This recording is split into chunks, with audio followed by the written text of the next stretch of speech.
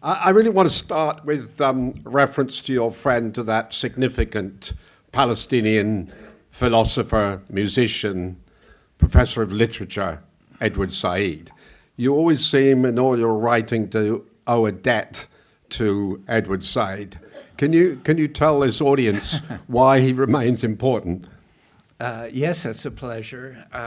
Edward was really my introduction in a serious way to the conflict. He used to tease me that I'd been so involved with Vietnam and Iran, and why not Palestine? And we became friends, including tennis and squash friends for earlier. And he had both a wisdom and a passion that were unusually combined in this forceful personality.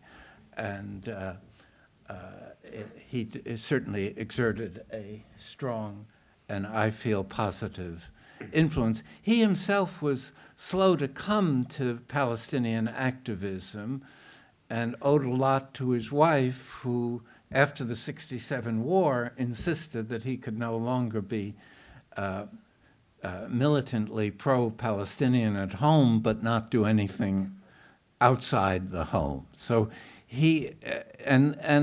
so his own personal story in some ways reflects my own, because I knew that touching this issue was touching the third rail of American politics, that there were, that you would be punished in a variety of ways if you identified with the Palestinian struggle, or you were critical of Israel in a manner that had some force behind it. So I think those of us that became activists did so with with open eyes as to the difficulties that it posed, but without regrets, because I think I've found inspiration from the Palestinians I've had the privilege of being in contact with.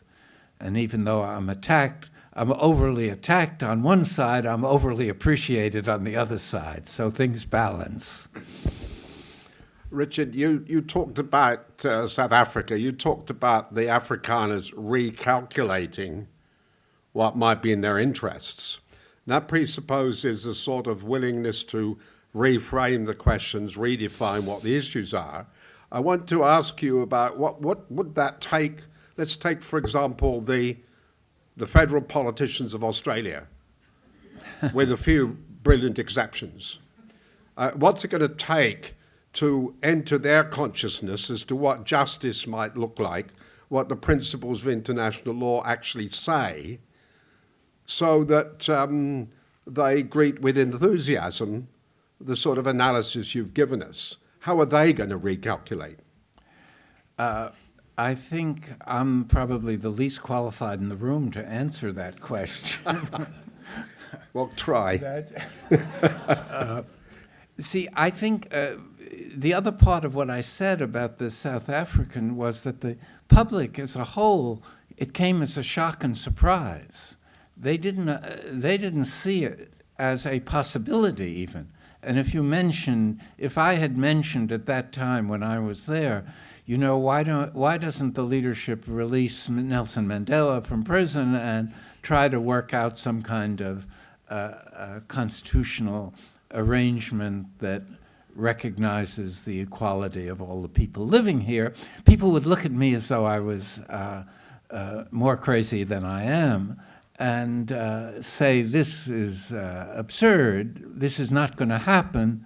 These people are ideologically committed to apartheid, and they will never give it up except by being defeated in some sort of bloody civil war. So what I think is, you can't know what would change the calculations, the rational calculations of people who occupy leadership roles. But it is some sense that the path that they are pursuing is too costly and leads to a sense of futility. And it's and I think the moral conviction that it's underneath it is wrong. It denies the human dignity of a people that have suffered for much too long. If you think about I met when I was in Gaza at a refugee camp, a Palestinian who was a fifth. He said he was. His family had 5 generations of people that were there in this refugee camp, and it's hard to imagine. If you visited some of, especially in Gaza, if you visited some of these refugee camps, it's hard to imagine existing there for a week or so. But to think of generation after generation having endured this kind of rightless existence is it's unendurable, and therefore it will end. How it will end is beyond our capacity to envision, but it will end. Can you say something about the power of this lobby who tried so hard to welcome you to Australia?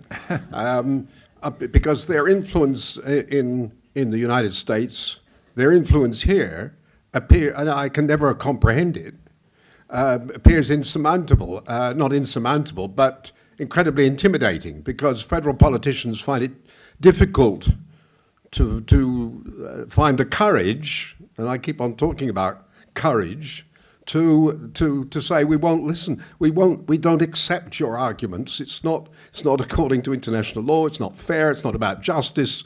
And in the 10 minutes that are left to you to live on the planet, it's not worth it. So, can you respond to that? Well, a cynical response would be that if you wait for politicians to be courageous, you'll have a long wait. Sorry, that's okay. It's okay. It's okay.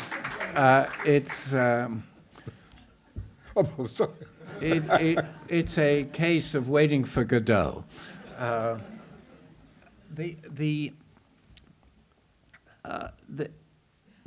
The real circumstance is one where lobbying groups that have funding and deep conviction and no countervailing adversary.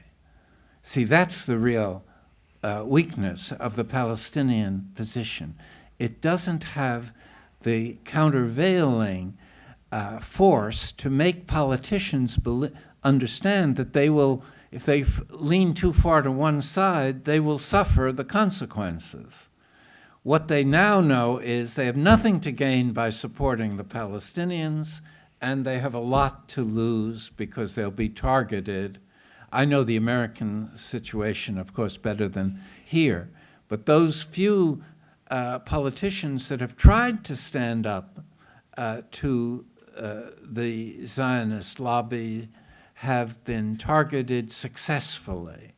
And so it's very intimidating to politicians who, I think, privilege their careers by and large over their moral convictions. Many of them privately will say they understand the real injustice being inflicted on the Palestinian people, but they won't say it publicly. I had the experience at the UN when I spoke as special rapporteur, where I would be attacked by the American representative for what I'd said, and he'd come afterwards and apologize and tell me he agreed with what I said, but he was following instructions. And that's an honest experience that I had on several occasions. I want to refer, and this be the kind of last but one question you might be pleased to know, to these 3 letters, BDS.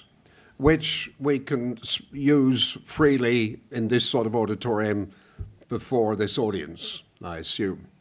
And yet the letters are inflammatory, are regarded as inflammatory, almost terrorist-like, if you try to get an article published in the mainstream press in which you attempt to explain the unexceptional nature of an international campaign for justice, which is what BDS is about. In many states of America, I gather that it's now a criminal offense to support BDS. Why should it be so inflammatory? Well, I tried to explain that probably not very coherently in my remarks, namely that this is Israel's fighting the legitimacy war by discrediting the opposition.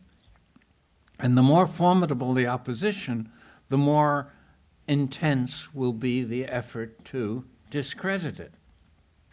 And as I said, they couldn't contest on the level of substance. And so this represents, in a sense, the weakness of the Israeli position, that they have no real alternative that is viable except relying on their military superiority on the one side and relying on this effort to discredit nonviolent opposition to the status quo on the other side. See, and it's that impulse to discredit and delegitimize normal democratic policies and practices that is at the essence of the anti-BDS movement. Okay, well, one last question before we throw it open. Yeah. I want to ask you about, really, it's a conundrum concerning BDS, which on the one hand, it's a wonderful campaign embedded in international law in terms of the principles of the rights to self-determination. But the conundrum is the end state. The question about is it two states, one state? What sort of justice outcome is envisaged by BDS? Can you deal with that conundrum? Yes. No, I'm actually grateful that you asked about that, because I had meant to talk about it myself earlier. I think that the BDS campaign itself has it goes back, more than a decade when it was founded, and it had the idea that the eventual shape of a solution had to be something that the Palestinians came to agree about on their own, that it shouldn't be part of the campaign to prefigure the political solution that would arise. And I think, having said that, I think one of the weaknesses that could be overcome in the Palestinian struggle is the absence of a Palestinian vision of a peaceful solution. See, the two-state solution, which had been the international consensus, no longer is plausible. With almost 1 million settlers and the settlements spread out over the West Bank, the annexation there's no way that can be credibly put forward. Or if it is to be credibly put forward, then it has to be accompanied by a plausible construction of how it would operate given these developments, the so-called facts on the ground that Israel has been seeking to establish ever since the 1967 war, and which were deliberately designed to encroach upon the occupied territory and to annex by de facto annexation of as much of the quote-unquote promised land as possible as the basis for some kind of solution.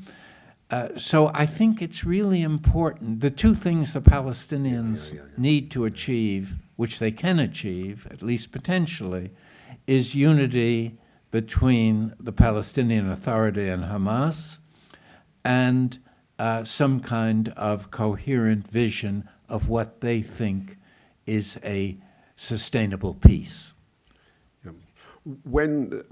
I just want to comment on that, because when we've talked about this to Palestinians in different parts of Palestine and said, well, look, is the Palestinian state going to be absolutely certain about the equal rights of men and women?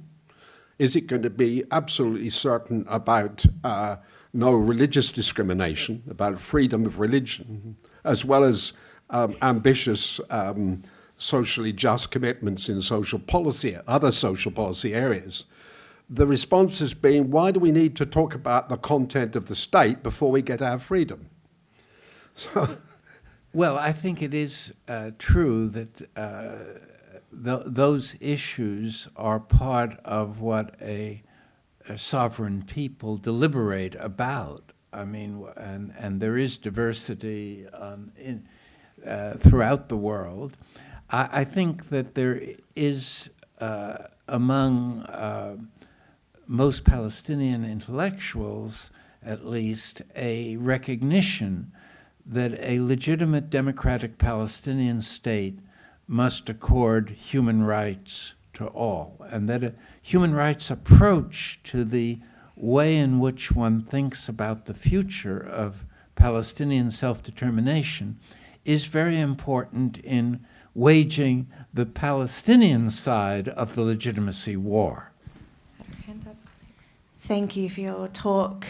In addition to your clarity and analysis, you instilled a sense of hope that I think a lot of us need in the movement and that I haven't felt in a while.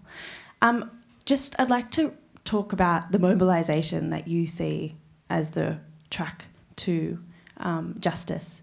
And I wonder if you could comment on the fatigue worldwide with the Palestinian cause. I wonder if you could just comment on that.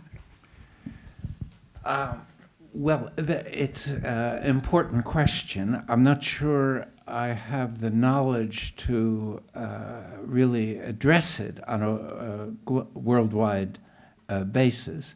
And of course, part of the Israeli strategy of making it seem as though it's a lost cause is to disempower those that have been active in promoting it, because none of us want to be doing something that seems futile. And so there is a psychological issue at stake here. And then I think my own impression is that there is a good deal of vitality evident in at least the American scene. There's a confrontation because there are these efforts to criminalize BDS, and there's this pushback and so-called new anti-Semitism that is a way of expanding the scope of anti-Semitism from the hatred of Jews to criticism of Israel. So, it's a very anti-democratic move that has been, again, subscribed to by politicians because they face no countervailing costs of succumbing to this kind of pressure. And so I think the fatigue is something that all of us should resist and recognize that we have, as I said, that the future of the struggle is really centered now on what happens in civil society. And therefore, we have the responsibility as well as the opportunity to play a historic role. And as I also tried to say, these struggles since 1945 have generally been won by the side on which the people are active. In other words, it's popular mobilization, not superior military capabilities, that have won almost every important conflict of this character since the end of World War II. There's no reason that the Palestinian struggle is any different. It's more difficult, but it's not essentially different. Thank you, Richard. Isa Shawish here. You said something about the Palestinians and the vision.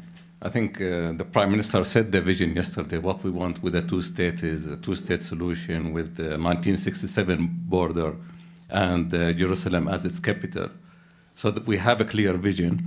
My question to you is the role of the UN. What does the UN has got like a number of resolutions? Why not enforce them on the ground? You know, like send like 500,000 soldiers on the ground and say this is it, like this is the two states, you know. Good. That's an important question. I mean, the UN has no capability to enforce international law or its own resolutions if they're blocked geopolitically.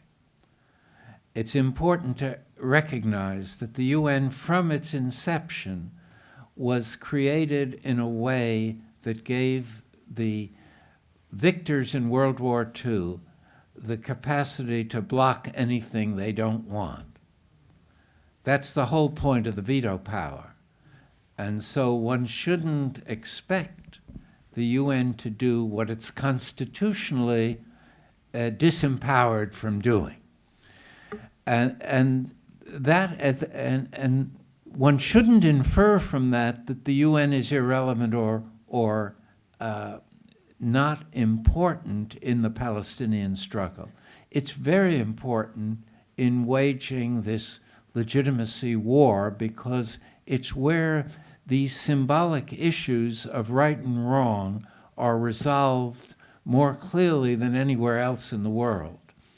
And the reason why Israel is so angry at the UN is precisely because it sponsored this apartheid study that I was involved with. It has been a source of criticism of the policies and practices of Israel. So on the symbolic level, the UN is crucial, and a human rights approach to this struggle is crucial, but don't expect from the UN what it can't do. It can't overcome the geopolitical veto that was given to the United States and other major states. Thank you for your time and your insights. You referred to the Israelis and their facts on the ground. My understanding is that there were olive groves for up to 1,000 years. If you can cut down olive groves in World War II terms, a bombing run gets rid of facts on the ground very quickly. I didn't get the... I'm not sure. Can you So repeat the question? just the question? Yes. Is Okay. The point of the question is, why do people worry about these facts on the ground? They don't mean anything. They don't... They Mean don't anything. mean anything. They can be removed. Why do people make a fuss about them? The whole attempt, which many peace activists in Israel accept as a fait accompli, is that these are facts that have been created in ways that make their reversal extremely difficult and seemingly politically impossible. And that the most obvious of these facts is the spread of the settlements and despite their blatant unlawfulness under international humanitarian law. The notion of reversing that is not seen as a plausible step that can be taken. And therefore, the way in which Israel has tried to make its demands more and more expansive is to create new and ever new factual situations. And these are then sort of endorsed by the Western powers, and a new kind of set of expectations emerge about what it's reasonable to expect. And that's why I'm trying to say this notion of solving the problem from above has failed and deserved to have failed. It's now time to try to make the change from below. And all of these conflicts, what I called the new paradigm of soft power, the people of these societies are what have been mobilized to overcome the structures of embedded power. And that's what has to happen globally and nationally. And going back as far as the Gandhi struggle against the British Empire, he recognized in the course of the struggle that the global dimension of achieving legitimacy for the anti-colonial movement that he led was extremely important. And he spent what he was often criticized for spending so much time with the global media. But he understood, as the Vietnamese understood, that if you want to prevail against a militarily superior power, you have to mobilize beyond your border and beyond your people. And that's what I think the Palestinians have to do, and to organize even more intensively than they have in the past, and to create at least some friction. We find now, for instance, in the US, these few Congress people that were elected in the 2016 that are at last being prepared to challenge this one-sidedness of the way in which AIPAC and the Israeli lobbies have been able to really dictate U.S. foreign policy, not only toward Israel, but in the region. It's an extraordinary phenomenon that is hard to comprehend, really. Time one, and then one.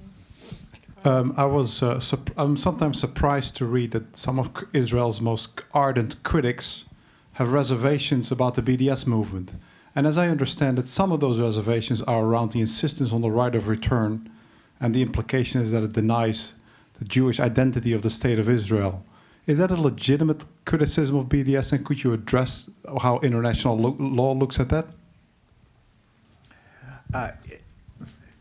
Of course, it's an important question, and it's certainly true that many Israelis and even liberal people who consider themselves liberal would endorse what you say.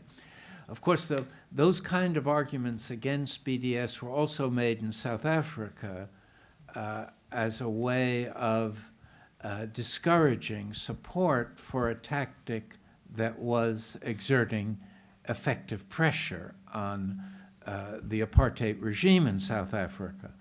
So one part of that argument, I think, is tactical, just to try to convince people that this is not a legitimate undertaking. Another part is the question of are the Jewish people entitled to a Jewish state in what had been historically a non-Jewish society. And the denial of the right of return is really at the core of that issue. And until you resolve that question and say, no state has the right to privilege one ethnicity at the expense of others that have a rooted presence in their society. And until that moral truism is acknowledged by Israel, there will be no peace. There will be only these intermittent ceasefires. Last question. Thank you. This has been so moving. You have to talk louder. Okay. Firstly, thank you. So you mentioned in two contexts emotion. One where you said that the thing that separates Palestine from one of the things that separates Palestine from other settler colonial states is the emotional, biblical homeland argument. And then you also were saying that you mentioned emotion in the geopolitical stance of not wanting, of a generational guilt about the Holocaust. Those two things are really powerful. Emotion is not necessarily rational nor bounded. And I wonder what you would say is, how, as activists, how do we counter that emotional side in order to bring the emotion over back to the Palestinian side? Well, that's a very well phrased comment and question.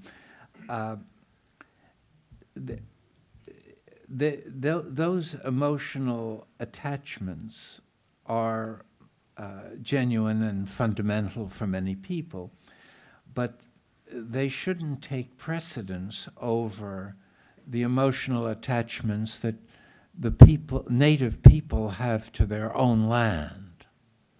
See, and that's part of what I meant by this original sin of Zionism, is to try to ignore that organic connection which Palestinians have very, to borrow Stuart's word, courageously upheld despite enormous suffering imposed over a great length of time. So that, and these emotions, the Palestinian emotions, accord with the sense embedded in international law and in international morality that is, I think, crystallized in the norm of self-determination. See, and there's no norm of biblical entitlement.